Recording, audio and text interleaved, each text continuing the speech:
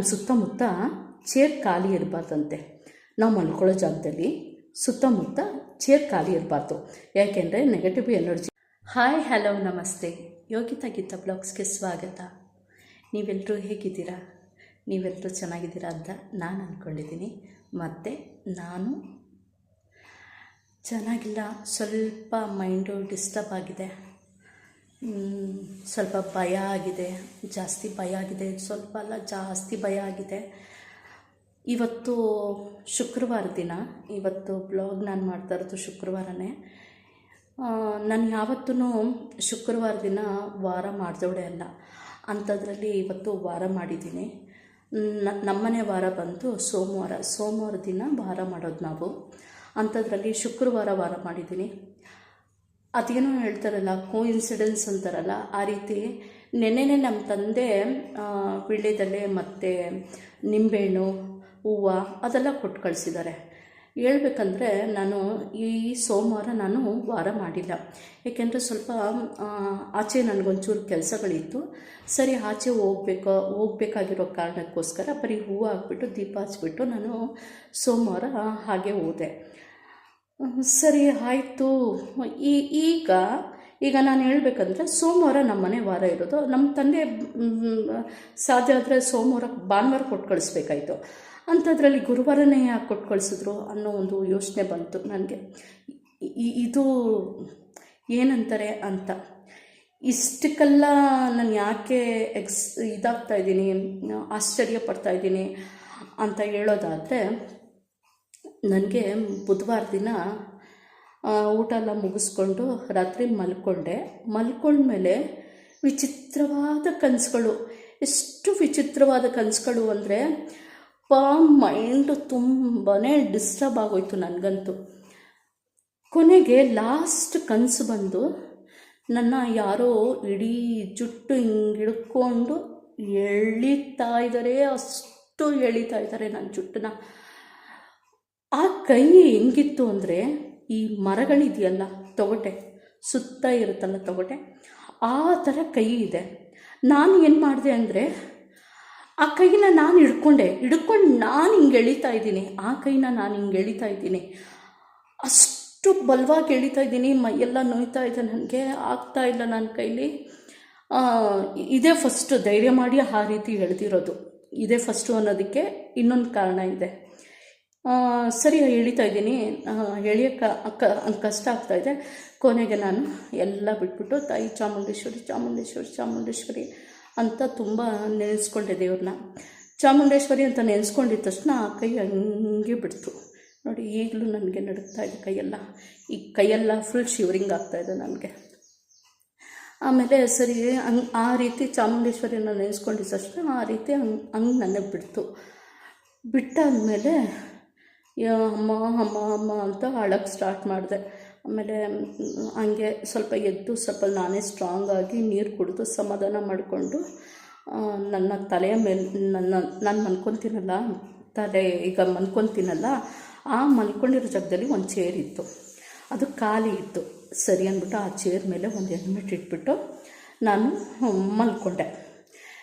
ಆ ಚೇರ್ ಮೇಲೆ ನಾನು ಯಾಕೆ ಹೆಲ್ಮೆಟ್ ಇಟ್ಟೆ ಅನ್ನೋ ಕಾರಣ ಏನು ಅಂದರೆ, ಯಾವತ್ತೂ ಅಷ್ಟೇ ನಮ್ಮ ಸುತ್ತಮುತ್ತ ಚೇರ್ ಖಾಲಿ ಇರಬಾರ್ದಂತೆ.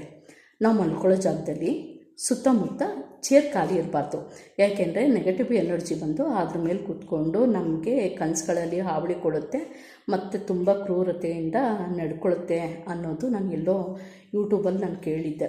ಸರಿ ಅಂದ್ಬಿಟ್ಟು ನಾನು ಚೇರ್ ಬೇರೆ ಆವತ್ತಿನ ದಿನ ಖಾಲಿ ಬಿಟ್ಟಿದ್ದೆ. ಸರಿ ಹೆಲ್ಮೆಟ್ ಇಟ್ಬಿಟ್ಟು ನಾನು ಮಲ್ಕೊಂಡೆ.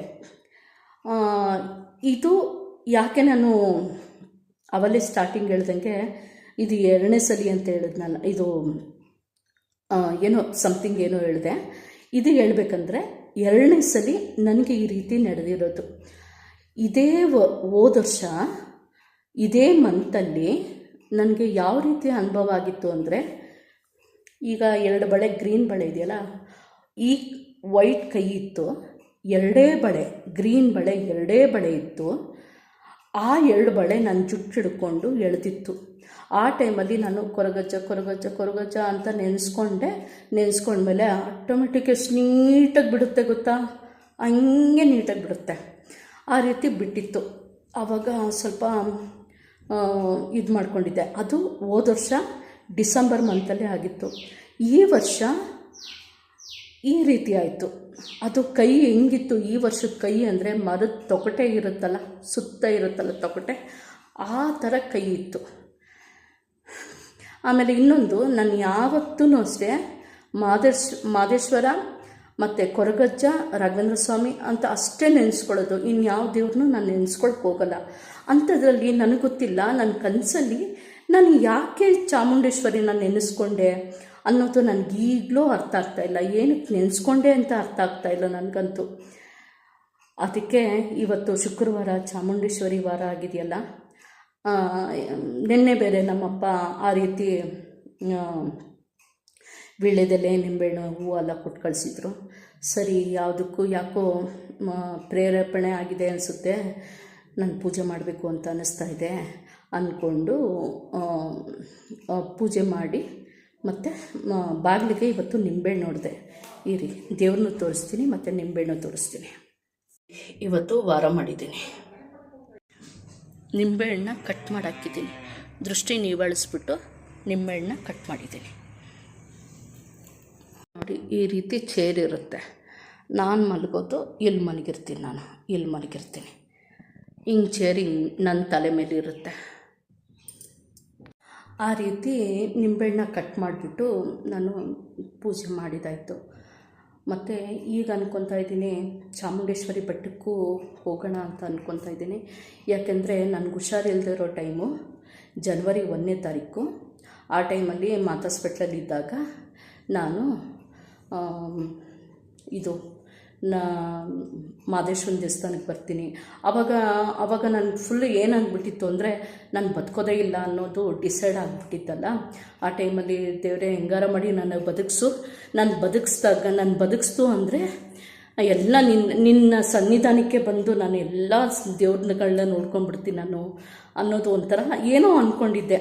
ಆಮೇಲೆ ಕೊರಗಜ್ಜನಿಗೆ ಅಂದ್ಕೊಂಡಿದ್ದೆ, ಕೊರಗಜ್ಜ ನೀನು ಏನು ಕೇಳ್ತೀಯೋ ತಿಂಡಿ ಅದನ್ನೆಲ್ಲ ನಾನು ಕೊಡಿಸ್ತೀನಪ್ಪ, ನನ್ನ ಸೇವ್ ಮಾಡಪ್ಪ ಅಂತ ಹೇಳಿದ್ದೆ. ಅದರಿಂದಾಗಿ ನಾನು ಮಾದೇಶ್ವರನ ಬೆಟ್ಟಕ್ಕೂ ಹೋಗಿದ್ದೆ, ಕೊರಗಜ್ಜನ ದೇವಸ್ಥಾನಕ್ಕೂ ಹೋಗಿದ್ದೆ. ಮತ್ತು ಇದು ಯಾವುದು ಮಾದೇಶ್ವರನ ಬೆಟ್ಟಕ್ಕೆ ಮತ್ತು ಕೊರಗಜ್ಜನಿಗೆ ಇಷ್ಟಕ್ಕೆ ಹೋಗಿದ್ದೆ. ಆಮೇಲೆ ಇನ್ನೊಂದು, ನಾನು ಆ ರೀತಿ ಬೇಡಬೇಕಾದ್ರೆ ನಾನು ಚಾಮುಂಡೇಶ್ವರಿಗೂ ನೆನೆಸ್ಕೊಂಡಿದ್ದೆ. ಚಾಮುಂಡೇಶ್ವರಿ, ನಾನು ನಿನ್ನ ಸನ್ನಿಧಾನಕ್ಕೆ ಬರ್ತೀನಮ್ಮ, ನನ್ನ ಬದುಕಿಸ್ಬಿಡಮ್ಮ ಅಂದ್ಬಿಟ್ಟು ನಾನೇ ಮನಸ್ಸಲ್ಲಿ ಹರಕೆ ಕಟ್ಕೊಂಡಿದ್ದೆ. ಹಂಗೆ ಹೋದ ವರ್ಷ ನಾನು 1ನೇ ತಾರೀಕು ಹರಿಸ್ಕೊಂಡಿದ್ದು. ನಾನು ಇನ್ನೂ ಹೋಗಿಲ್ಲ, ಆಗಲೇ ಡಿಸೆಂಬರ್ ಆಯಿತು, ಇನ್ನೇನು ಹೊಸ ವರ್ಷ ಬರ್ತಾಯಿದೆ. ಅದರಿಂದಾಗಿ ನಾನಿವಾಗ ಚಾಮುಂಡಿ ಬೆಟ್ಟಕ್ಕೂ ಹೋಗಬೇಕು ಅಂತ ಅಂದ್ಕೊಂಡಿದ್ದೀನಿ. ಆ ತಾಯಿ ಚಾಮುಂಡೇಶ್ವರಿ ಬೇಗ ಅವಳ ಸನ್ನಿಧಾನಕ್ಕೆ ಕರ್ಕೊಂಡ್ರು ಸಾಕು. ಹಂಗೆ ಇವತ್ತು ಚಾಮುಂಡೇಶ್ವರಿ ವಾರ ಆಗಿರೋದ್ರಿಂದ, ಶುಕ್ರವಾರ ಆಗಿರೋದ್ರಿಂದ ಆ ತಾಯಿ ಚಾಮುಂಡೇಶ್ವರಿ ನಿಮ್ಮೆಲ್ಲರಿಗೂ ಒಳ್ಳೇದು ಮಾಡಲಿ ಅಂತ ಕೇಳ್ತಾ, ಮತ್ತು ನನ್ನ ಕುಟುಂಬಕ್ಕೂ ಎಲ್ಲರಿಗೂ ಒಳ್ಳೇದು ಮಾಡಲಿ, ಒಳ್ಳೆ ಹಾದಿಯಲ್ಲಿ ಕರ್ಕೊಂಡೋಗಲಿ ಅಂತ ನಾನು ಪ್ರೇಯರ್ ಮಾಡ್ತಾಯಿದ್ದೀನಿ.